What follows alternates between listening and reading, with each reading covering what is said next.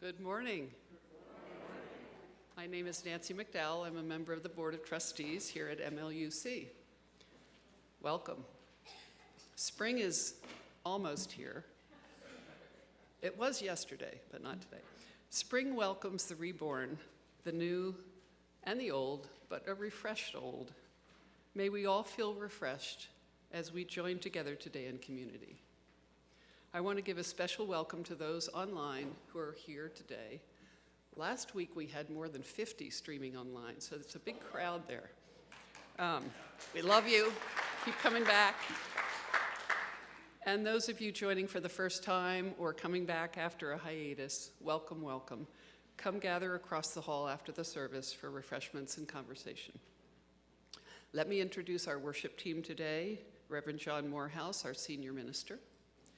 Dawn Star Saris Borchelt, Director of Learning and Family Ministries, to lead our time for all ages.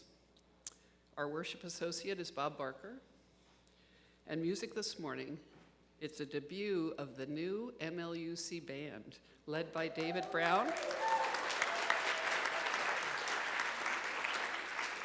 You'll hear more about the band from David. And now a special announcement from Dana Wiley, who heads our stewardship team. Good morning. I know money is one of the last taboos people want to talk about.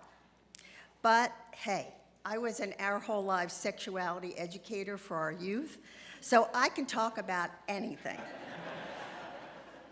And I know from my 35 years here that your financial gifts make our collaborative visions for a better future possible. Last Sunday, I was talking with a person visiting from another UU church, and she was so excited by the energy and joyfulness she experienced upon entering our church and in the service. And then another young couple shared that they had been visiting for a month and were eager to get their official name tags today. Are the Prouds here? Did they get their name tags? I don't see them, but they were very excited. I too have been thrilled and inspired to see the fruition of all that we envisioned last spring. Our growing number of visiting families of all ages, worship and music, meditation and other contemplative practices, creative arts, children's faith development, social action projects, you'll see some outside there today, and small group ministry for joy and spiritual care in our community. Thank you for all you have done to get us to this point. I really, really appreciate it personally and on behalf of the stewardship team. Today, we ask you to make your pledge to our 25-26 annual fund by the end of this month to help continue this incredible momentum and to create the future we envision together. And why do we need your promise by the end of March? Well, our board can plan and present the upcoming fiscal year budget to you well in advance of our annual congregational meeting in June. You can either complete a paper pledge form, if you're so inclined, in the atrium after the services this month, or you can submit your pledge online. There's a QR code on the back of your order of service. And also, you can access a link through the MLUC homepage for those at home.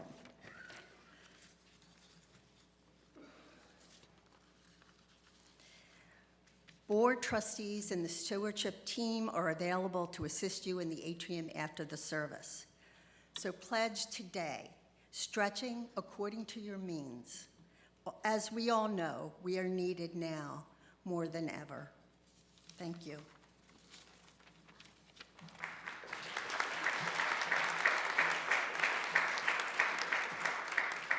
Thank you. Thank you, Dana and the team.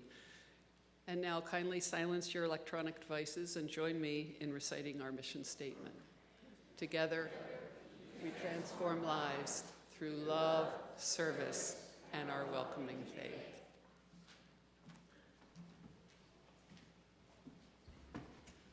So thanks for the introduction, Nancy. I am delighted to introduce the new MLUC band, which is not, in fact, just the musicians you see up here on the chancel. but a collective of musicians throughout the congregation. I'm looking at many of you who I have bugged to do this, who you'll see rotating month after month as we decide new repertoire and based on our availability to present electroacoustic, non-classical genres like rock and jazz and pop, disco. We've done it all. So this morning, we'll have Jody, as always, on the piano, Nathan, Jay, Henry, respectively on the guitar, drums, and bass. We're gonna have a lot of fun.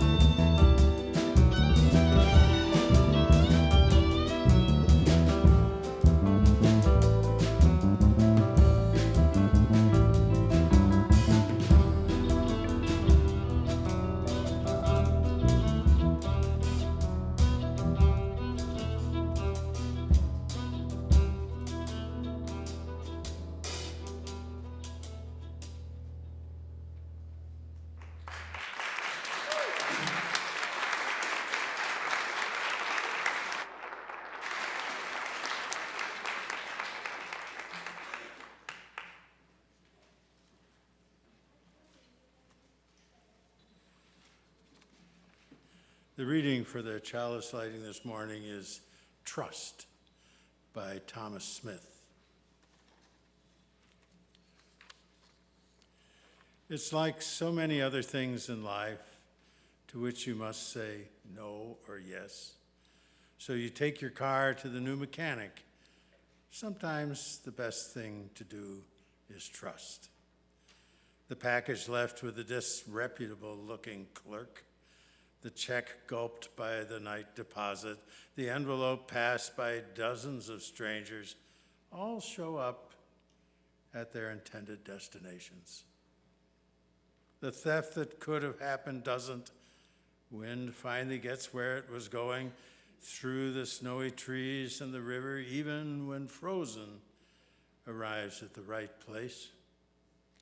And sometimes you sense how faithfully your life is delivered, even though you can't read the address. We now invite you to rise in body or spirit as we sing the opening hymn, number 1015.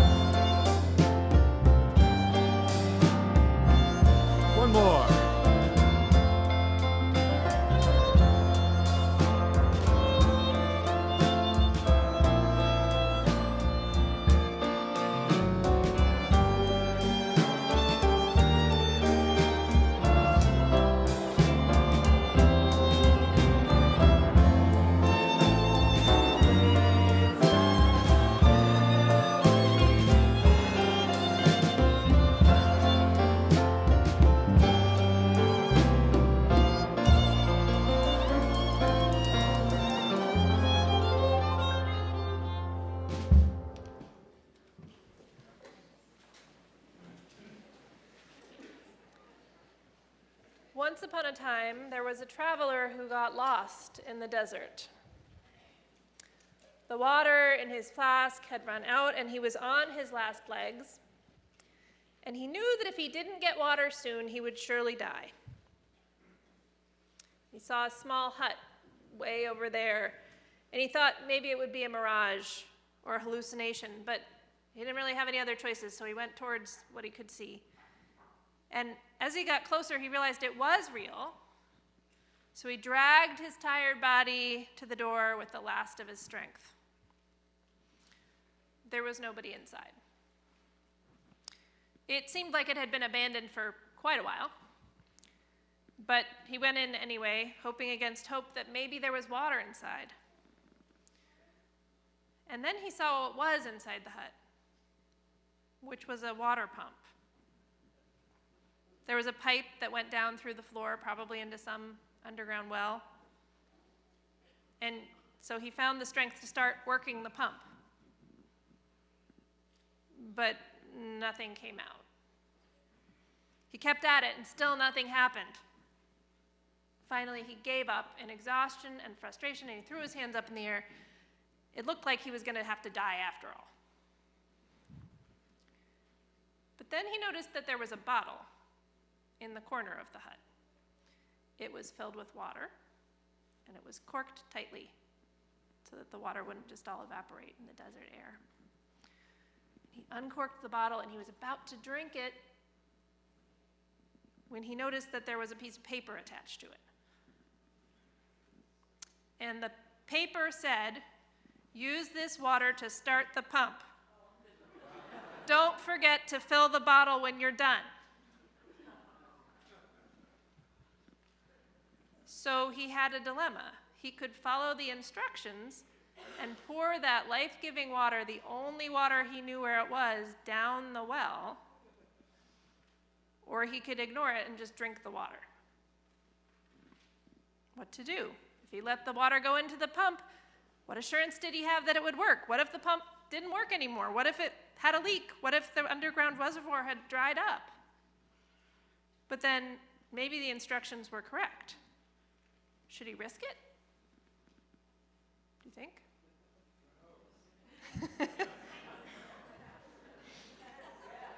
If the note turned out to be false, he would be throwing away the last water he might ever see. So, hands trembling, he decided to pour the water into the pump. And then he closed his eyes, and he said a prayer, and he started working the pump, and he heard the gurgling sound. And water came gushing out, more than he could possibly use.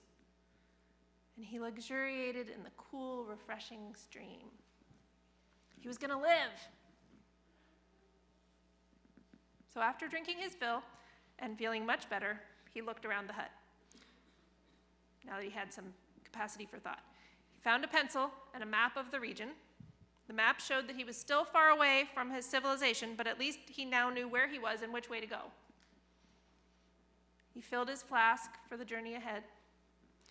He also filled the bottle and put the cork back in. And before leaving the hut, he added his own note below the instructions. "Believe me, it works." And now it's time for children and youth to go to their classes. Let's sing them on their way.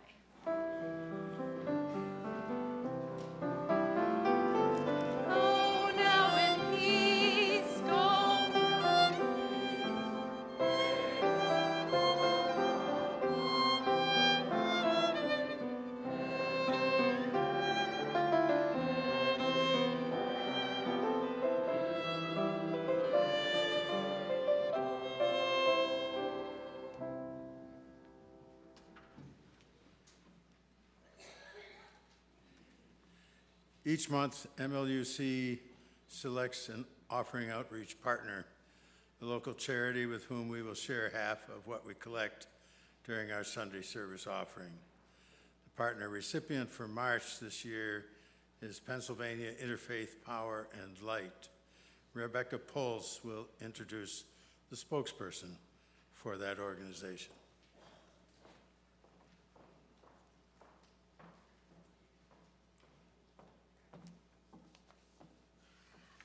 Hi, good morning. I'm Rebecca Pulse. I'm a co-chair of the Biodiversity Project, along with Pam Costi, who unfortunately was unable to be here today. Our Biodiversity Project is called Nature's Best Hope is You, and it's running now through May. At our heart, our project is simple. Learn more about biodiversity in our own backyard and why it so urgently matters.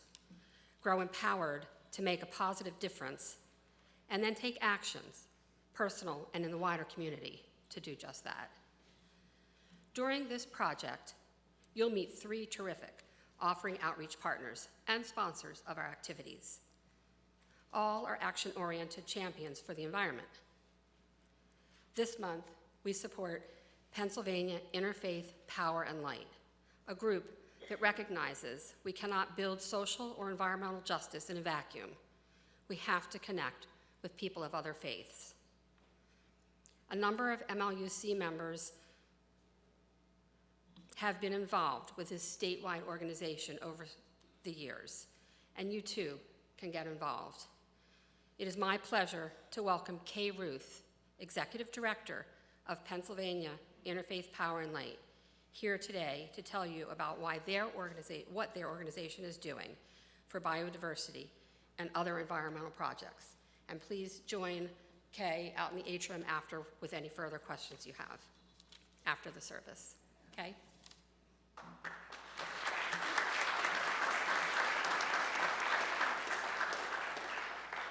Good morning, friends. It's such a delight to be here with you today. Thank you for that kind introduction. And please, I hope you will engage in this project as it continues. There's lots of wonderful partners involved. I'm so delighted to be here while you all are kicking off today. As was already shared, my name is Kay Ruth. I use they, them pronouns. I'm so delighted to be here with you today and also to bring warm greetings from the entire Pennsylvania Interfaith Power and Light team and our board that stretch across this beautiful state known as Pennsylvania. We're living in challenging times, yeah? Yeah, I'll take a deep breath. Pennsylvania Interfaith Power and Light is committed to standing in that gap. We understand that cultivating a response to the climate crisis is a moral necessity, right? There's a great scientific argument that can be made for why we should care about climate. There's a great policy argument that can be made. There are so many good ways that we can talk about this shared home, this shared earth that we have. Pennsylvania Interfaith Power and Light is dedicated to raising the moral voice, asking questions like, what do we owe each other? What do we owe this shared planet that we call home? Those are the kind of questions that we want to cultivate, and we want to bring a strong, multi-faith response to that question in all places across the state and beyond. So, what does that look like? We run a number of different programs and campaigns. We are primarily a network. And so what that means is we are a place where people come and convene who are inspired and mobilized to take action on climate across a whole wide range of issues. So we run programming like our wonderful Watersheds program that helps congregations and communities take localized watershed action to heal the shared waters in our communities. We have a program called PA Plants Native, which works and to date has distributed over 200,000 native trees across the state of Pennsylvania. And you'll learn more about that program as you all continue in your biodiversity project over this next couple months here. We also are relentless in our advocacy work. We do a lot of work in the federal landscape, which is really, really, really important right now. Call your representatives. We also are the home of a number of other smaller programs and projects, like the example of what you all are doing here over the next couple of months. We aren't the progenitor of everything that's happening across the state. We serve as a hub for people who are trying to organize and do things at the local level and do that together with other people who care. I think that that model is really powerful. It's grounded in relationships and our ability to be in community and right relationship with each other. It also acknowledges our responsibility as faith communities practicing across the different traditions that we do. We are, the different ways that we come to our faith invite us into wondering what our relationship is to the wider world around us. We can't just come here, worship together, and then click off and go on our merry ways, right? Our faith influences our lives. It also, for me, as we look at this landscape that is so challenging right now, I'm finding that my own sense of hope and groundedness must come from my faith practices. My spirituality is the thing that's creating resiliency and sustaining me. And how cool it is that we get to do that together, that I can come here and share my spiritual practice with you, that you can share your spiritual practice with me, and that might ground us for this good fight that we're in together. So I encourage you, find ways to get involved. Come chat with me afterwards. I'll be in the atrium. We are the offertory outreach partner for this month, so please, one way you can partner with us is by giving. We are driven by our small donors all across the state who help make our programming possible. So thank you for your time. Thank you for inviting me into this space with you today, and I look forward to chatting more.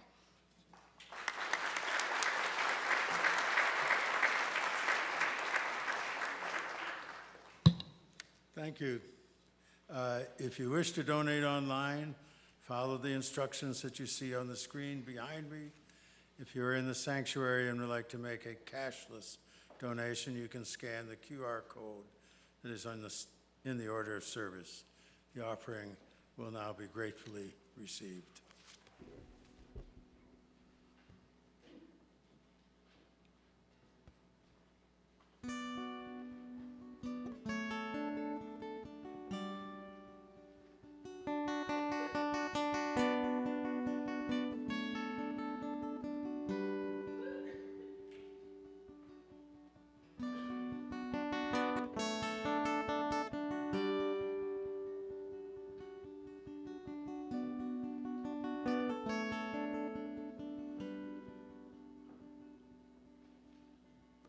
Dark as the path beneath the endless forest of his thought, the world he dreams about is gone. And as he stumbles to find his way to comfort without light, he feels the thing that cannot die, and he hears a voice say, don't let this hold you back. And he hears a voice say, don't let this break your world.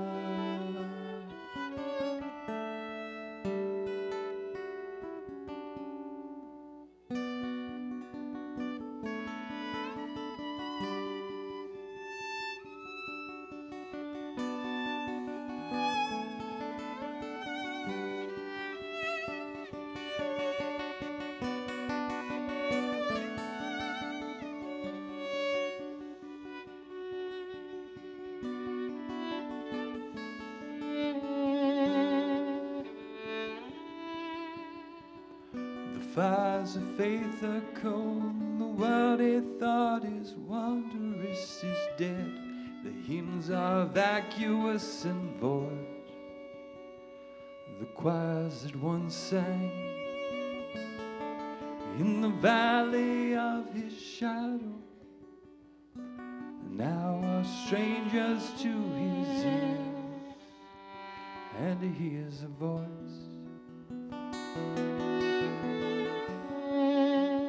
deep within his heart.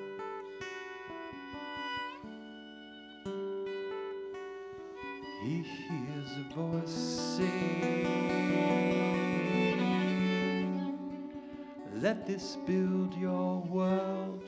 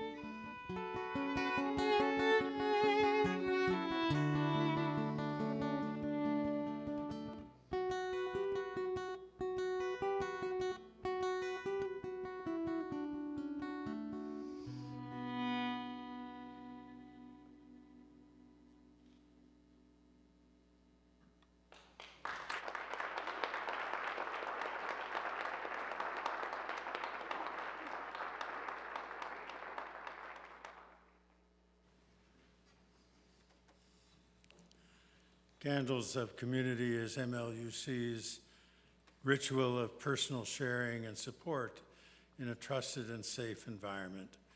After each candle is lit, you may say along with me, we hold you in our hearts. Debbie and Rick McKnight share a joy. They are thrilled to be joined in the service today by Rick's niece, Kelly McKnight, and her husband, Steve Allen. They are big Portland Trailblazers fans and are here to watch the 76ers beat their team. Win or lose, we love having them here. For Debbie, Rick, Kelly, and Steve, we hold you in our hearts. We have 2 requests to light a candle for Ukraine. One from Eileen Andrews, joining her friends and neighbors to send their love and concern to the people of Ukraine and their leaders. The second from Judy Wilson, a candle of gratitude for President Zelensky for showing courage and restraint and showing true decency, love of country, and patriotism for all of Ukraine. We hold you in our hearts. I would like to add one concern, and that is for the millions of people here in the United States and around the world who now live in desperate fear. There's many reasons for that, and we hold you in our hearts. Finally, for all those joys and concerns that are held close, some too deep for words, we light one more candle. Know that we hold you in our hearts.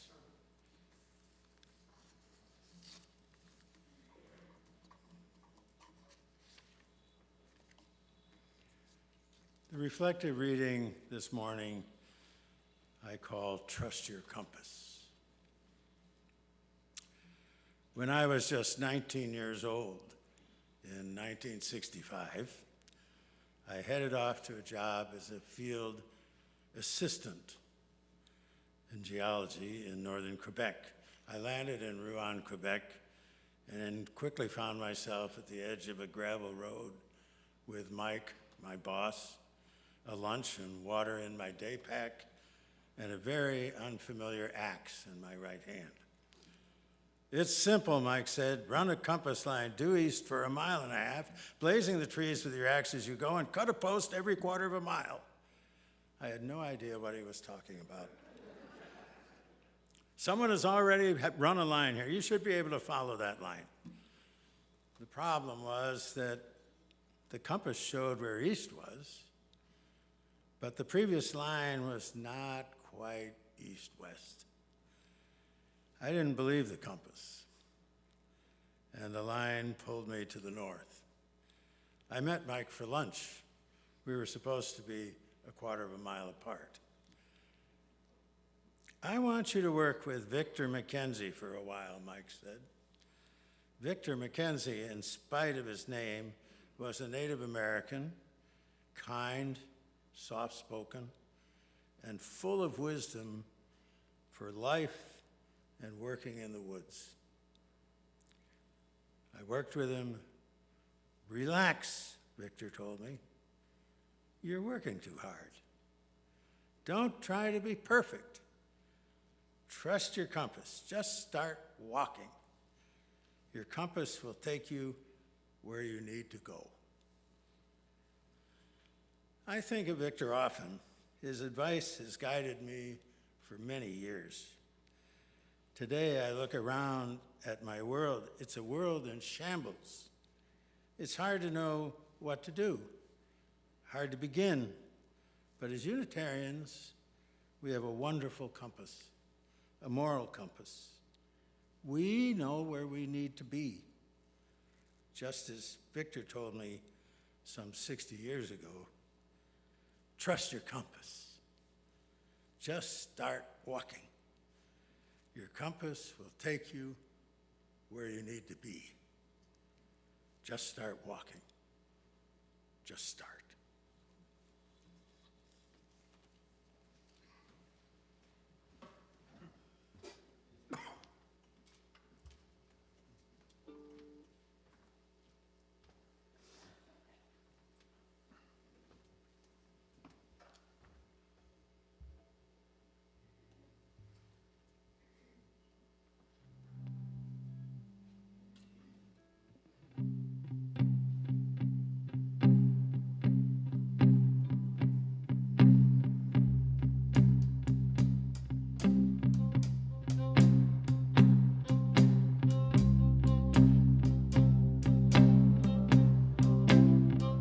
The birds they sang at the break of day.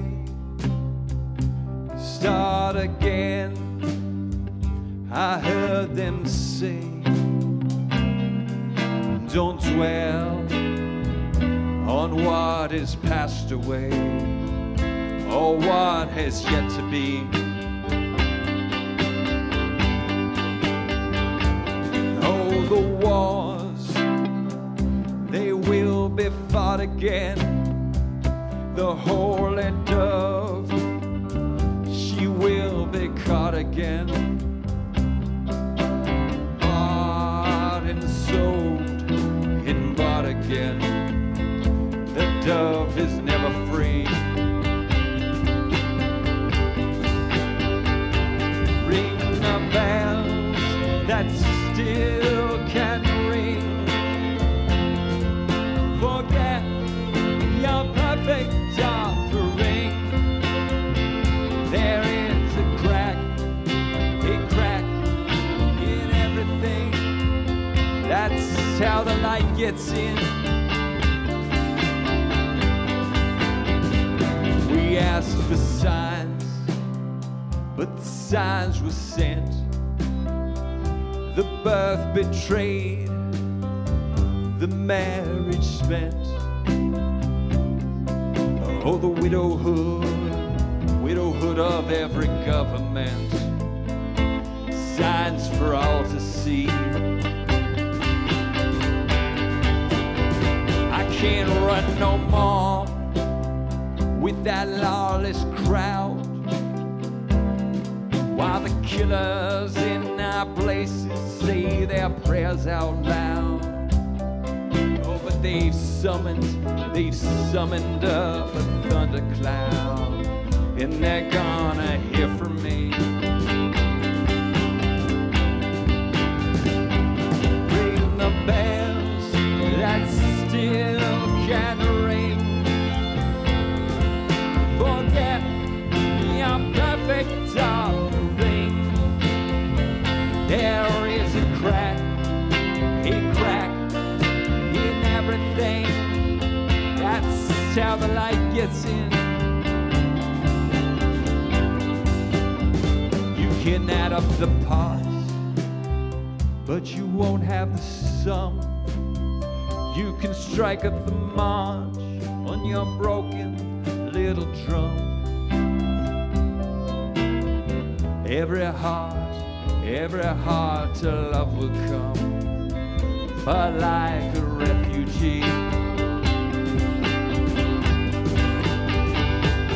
Ring the bells that still can ring. Forget your perfect offering. There is a crack in everything. That's how the light gets in. Ring the bells that still can ring. Forget your perfect offering. There is a crack in everything. That's how the light gets in.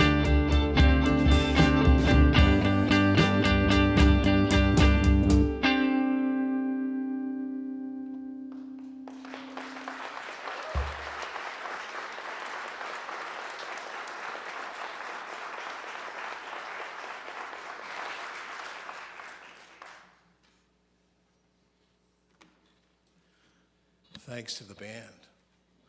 Who doesn't love a little Leonard Cohen about now?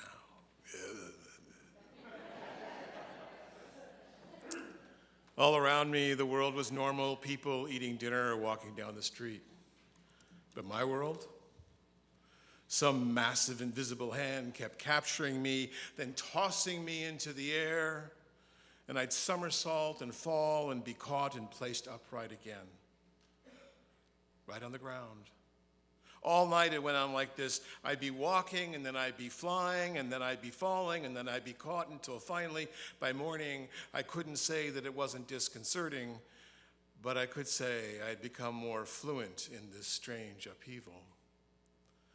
I could say I had begun to trust the same hand that tossed me would catch me. I could say that when I woke up, I was still myself, and yet nothing felt the same. And though my feet never left the ground today, I was tossed, and then I was caught, and even now, I almost feel them around my chest, those great fingers, as they set me on my feet again. This poem by Rosemary Watola Tromer captures for me beautifully the paradox that we are living through right now. The world tossing us with dystopia and fantastic lies, proclaimed as truth, leaving us with a serious case of existential vertigo. Can you hear me? And yet again, here we are again with pulsating energy like last Sunday and the Sunday before that and a long stream of Sundays here at MLUC, the room full of energy and kids and beloved elders and everyone in between clapping and rocking with what? Could I go so far as to call it joy? Perhaps joy in spite of everything. Today, we have MLUC's new house band, right? How about another round of applause for that?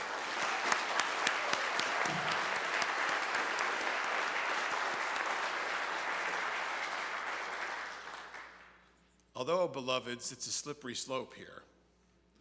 Big screens, house bands. What's next? A church bus?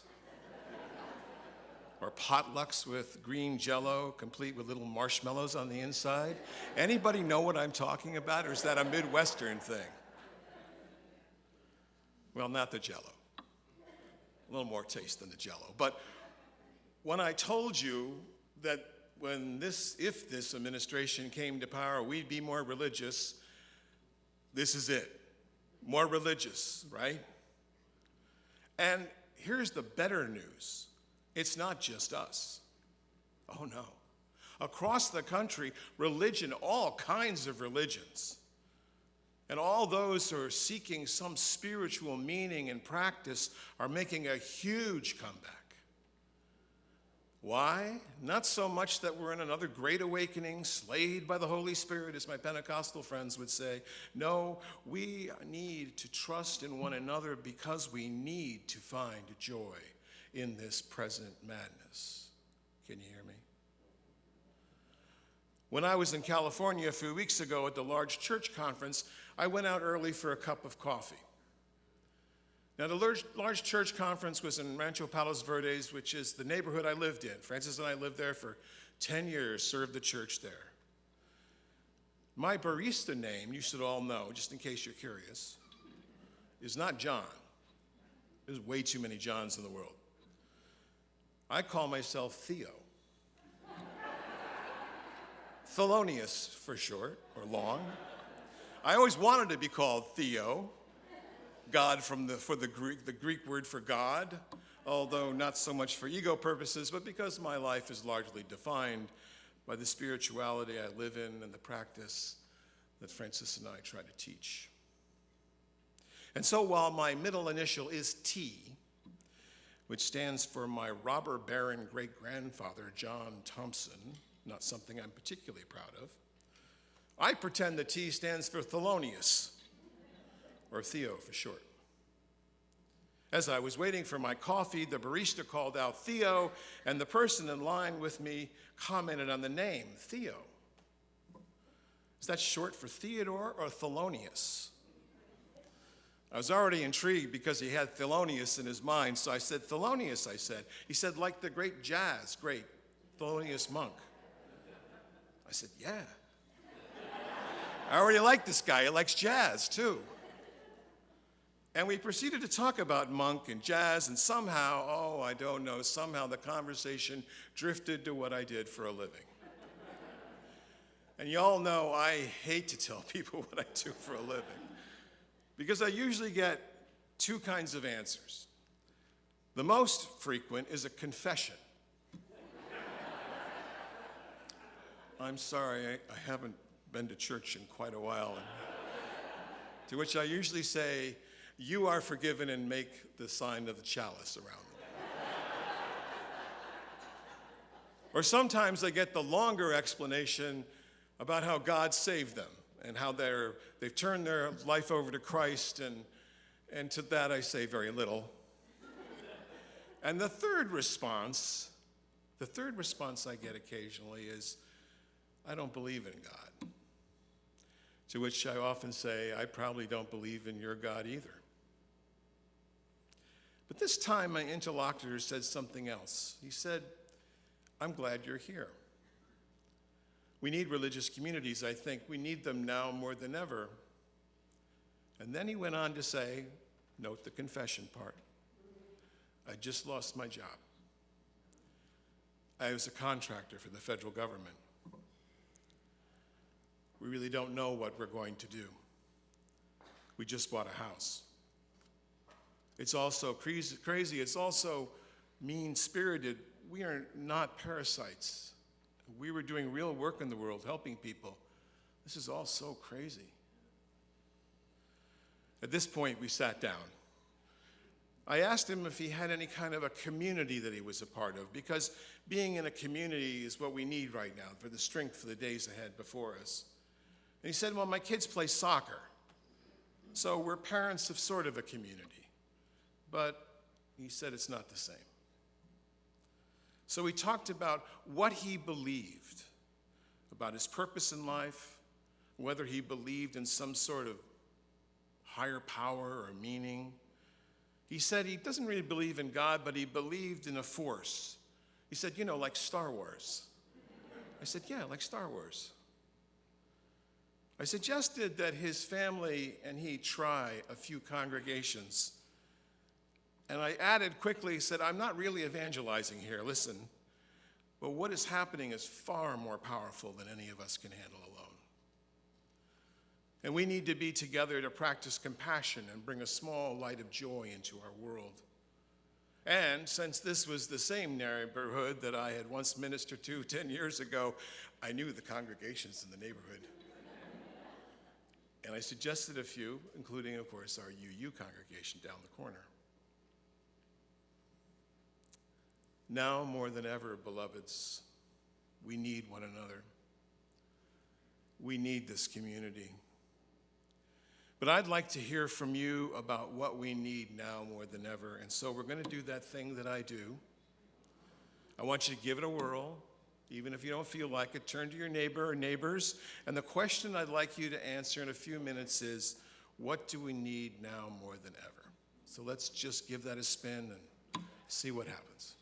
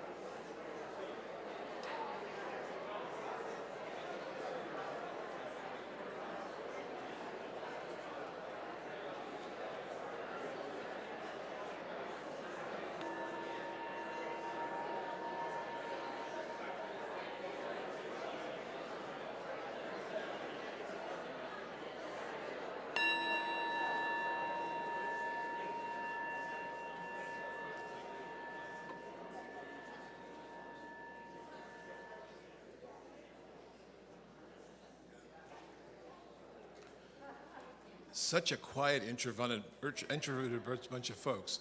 Let's hear from a few of you. We've got some ushers with some mics. Let's just raise your hand, and an usher will bring the mic to you. What do we need now more than ever? Over here, Gary.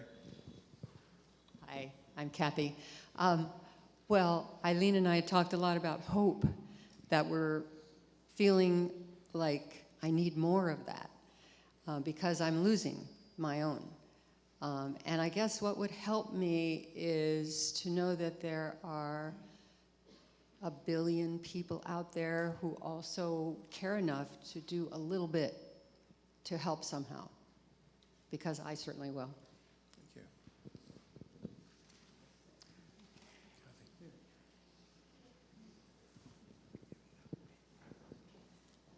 We talked about courage, kindness, and more wine.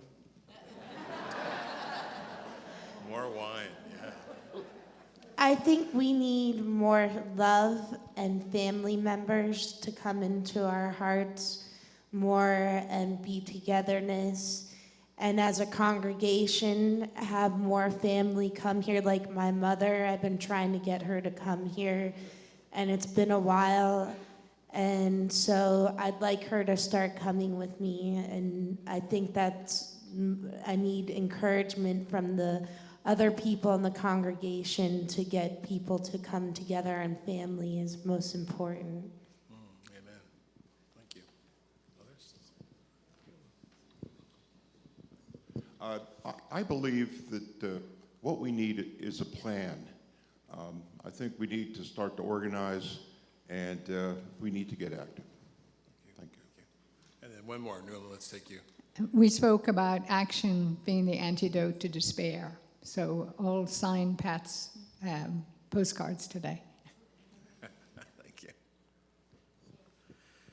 I do appreciate those responses, and it goes to show, I think, about how much there is among us that can help us find ways to move forward through this. If you were brand new this week and had no idea what we just did, welcome. We're glad you're with us. David Brooks, just last week, speaking to a group in the UK, said that we're in a time of rupture and repair. He was very blunt. He said the rupture is the result of elitism that has alienated and harmed so many that now we're seeing the worst of the elites destroy our moral and institutional fabric. But we've been here before. Maybe not in our lifetimes, but in lifetimes past. Perhaps we are, as Paul Tillich once said, lying in the basement of our souls, only to break through to a new basement below that. What is going to save us, I think, is doing this right here, and a lot more, of course. Being here, friends, is not a distraction. It's a rebirth. We're holding the light of the moral order, the compass, as Bob was talking about. We're holding a flame, a small flame, that is flickering in the wind, but I do believe will start a fire. And now more than ever, we need one another. We need communities like this one, the one we're in right here, right now. We need to hold on to each other. Our spiritual theme for the month of March is trust. I will admit that when I sat down to write this sermon on Thursday, I stared at that screen for 30 minutes. What in the world could I possibly say that would be at all helpful in a world that seems so shattered, especially around the theme of trust?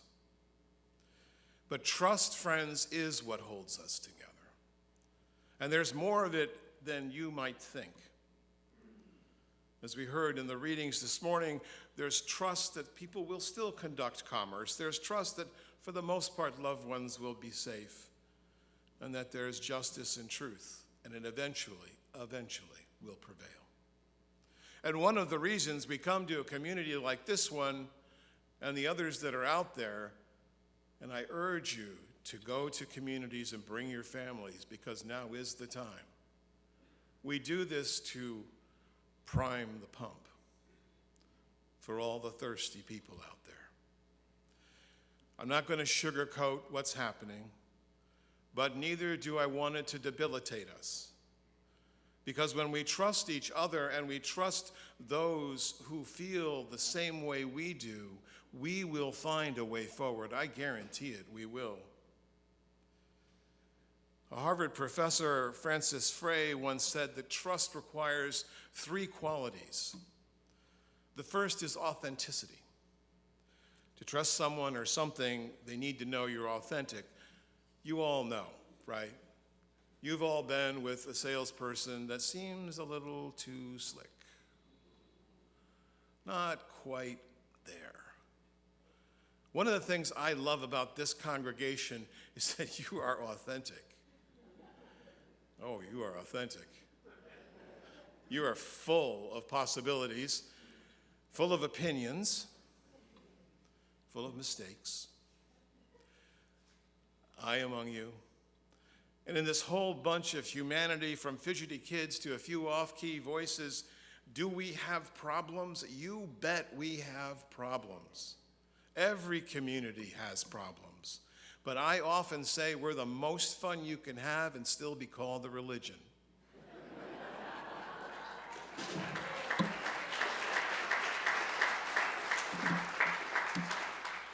The second quality to trust is reasonableness. Does it make any sense at all? When people ask me what you use, believe, I tell them, we believe a lot of things. Some of us will call that thing a god or give it some name, but most don't. Most of us, I said, are still searching. We're searching for a faith greater than ourselves, something that makes sense. We're not dogmatic, and I hope we're at least reasonable in how we approach that. Because we believe in such reasonable things as human dignity, even when people do awful things. We believe in equity, even where we're not good at practicing it. We believe in compassion for others and for ourselves, even when we falter. We believe in freedom, and most of all, we believe in love. Love is at the center of our faith. Love is really what matters.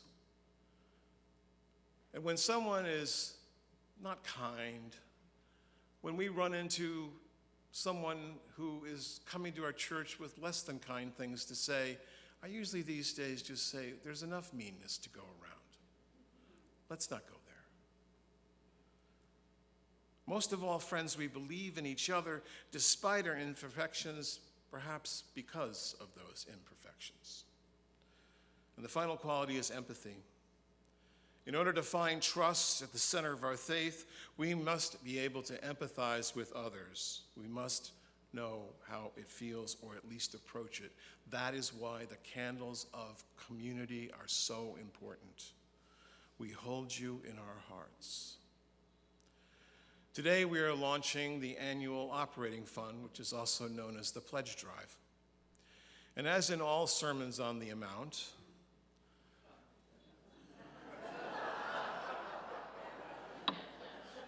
I need to take a minute to explain what that's about, because many of us don't have any idea how our finances work. First of all, really, there's not a lot of mystery here. We don't get any money from the outside denomination. We are entirely self-funded. And beyond these walls and those within here, we are part of a larger community, and this community, this congregation that we have, needs to raise about $1 million a year to run this place. That's what it takes. For the salaries of our amazing staff, for the outreach we're doing, for the upkeep of this gorgeous building. Now, we get some money, quite a bit of money from rent, and we get some money from fundraisers. We give most of our plate away, so that's not really a big source of money for us. So it leaves about $750,000 we have to raise among ourselves. So no matter who you are, member, visitor, friend, we are asking for your help, because we can't do this without you. The pledge is the amount of money we're asking you to think about for the coming year, not counting the special fundraisers and what you put in the basket. And our fiscal year is not the same as the calendar year. It runs from July 1st to June 30th. So we're asking for this fairly early, and I often hear about this. Why do you need to know this in March? We need to know it because we can't build a budget without knowing what that number is. Now, I realize projecting how much money you think you might be able to give over a year is tricky business, especially as uncertain as things are now. Your pledge is your best hope, your aspiration as to what you'll be able to give, and of course, if circumstances change, you can lower your pledge. You can also raise your pledge. And in fact, if you're having trouble making the pledge or in any other way, please reach out. We have resources. The pledge is what we hope to do, and honestly, it should feel a little bit like a stretch. If you can't imagine a whole year, try thinking of it monthly. Now, how much should you pledge? This varies immensely by who you are, by what you have, by how involved you are. When I was serving at the church in California, I had a film producer who came up to me one Sunday and she said, "You know, Reverend, in figuring out how much to pledge, I figured you're as good as a good movie." So I based my pledge on what I would pay for a good movie once a week, which in California at that time was $15, $20. Nice, I said. Actually, I don't remember what I said, but it probably wasn't nice. Moviegoers, of course, are in the millions, and we're not. But beyond that, it's not entertainment. I mean, you may come here and feel entertained. I mean, with a band like this, how can you lose? But that's not what we're here for. We're here to build community. We're here to build something more. So as you're thinking about what to give, think about what this place means. Now, we don't tithe, which those of you who come from other backgrounds may have heard is giving 10% of your income, although that would be nice. Although that would be nice, we usually think in the range, and it's a broad range, from 1% to 5% of your income. You figure it out. I know people who give much more than that.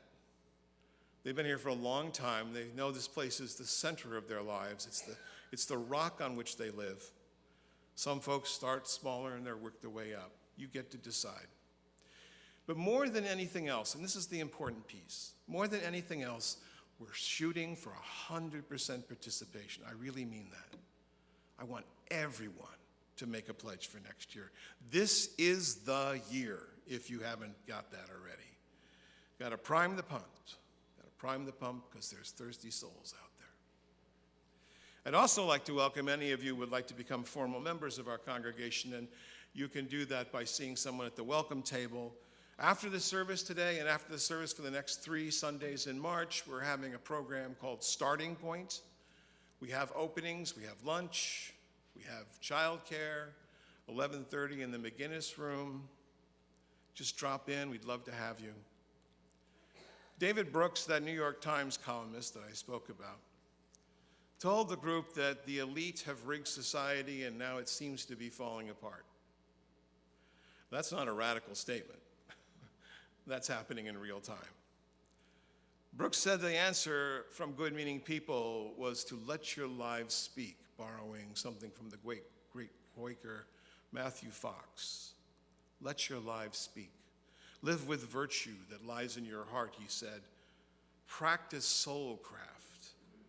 Be together in a small group, because he said when a small group of people find a better way to love, when we relate to each other by opening up our best selves and trusting one another in a way to live, something happens and others copy it. Culture changes, he said, when we relate to each other with an attentive and generous gaze. As I recalled my meeting in the coffee shop, I wish I could have imparted some hope to the man who lost his job. There is another possibility, friends, and I think you're sitting in it right now. We commit to one another to feed that small flame and feed the fire of the souls, to make it ablaze so that others can carry on. Because we are needed now more than ever. The beating heart of who we are. As we heard in the anthem by Leonard Cohen, every heart to love will come, but like a refugee, ring the bells that can still ring. Forget your perfect offering there's a crack in everything. That's how the light gets in.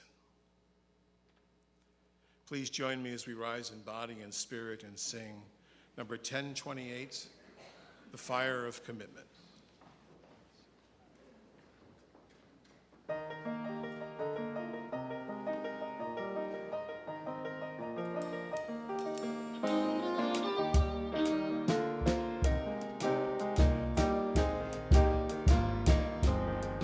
Guiding hands and hearts and praises.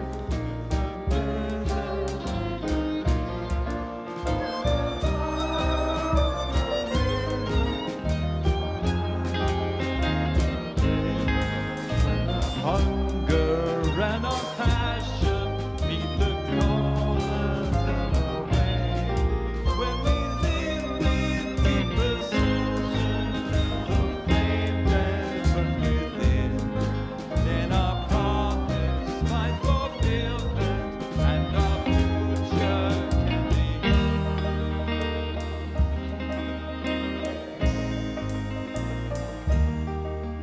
The force of the raiders with the thought with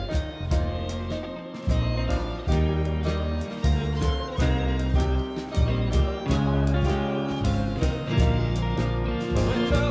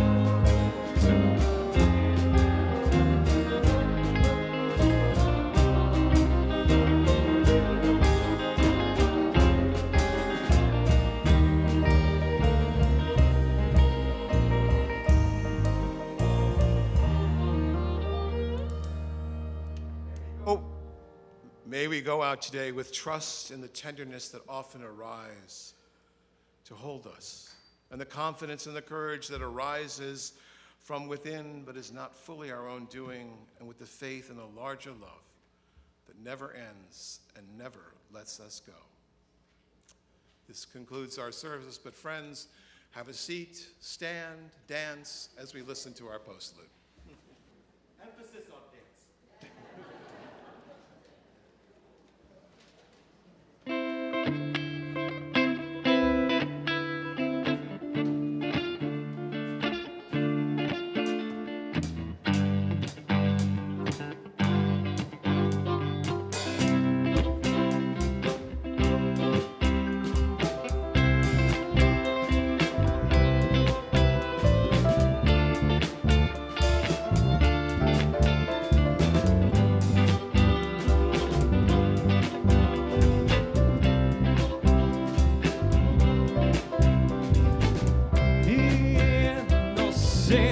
More precious than a pot of gold,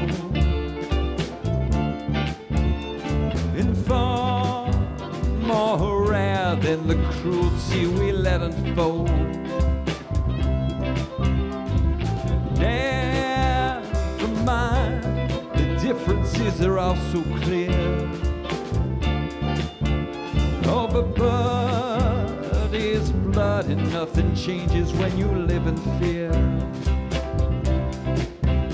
We may never understand that the brotherhood of man is for all to know, and it's our right to lend a helping hand to the ones who need it so.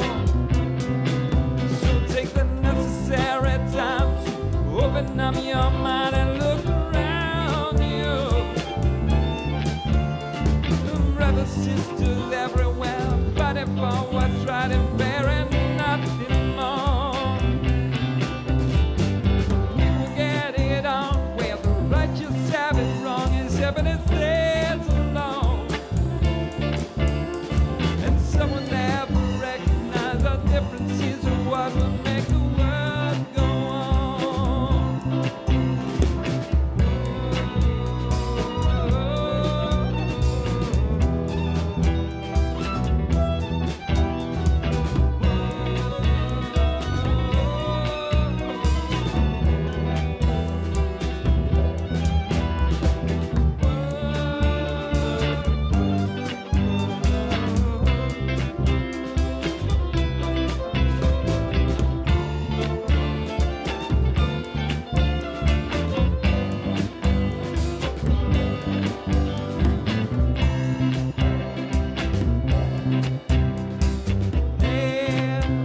In mind, the differences are all so clear. All the blood is blood and blood is blood, and nothing changes when you live in fair. And we may never understand how the brotherhood of man is for all to know. And it's alright to land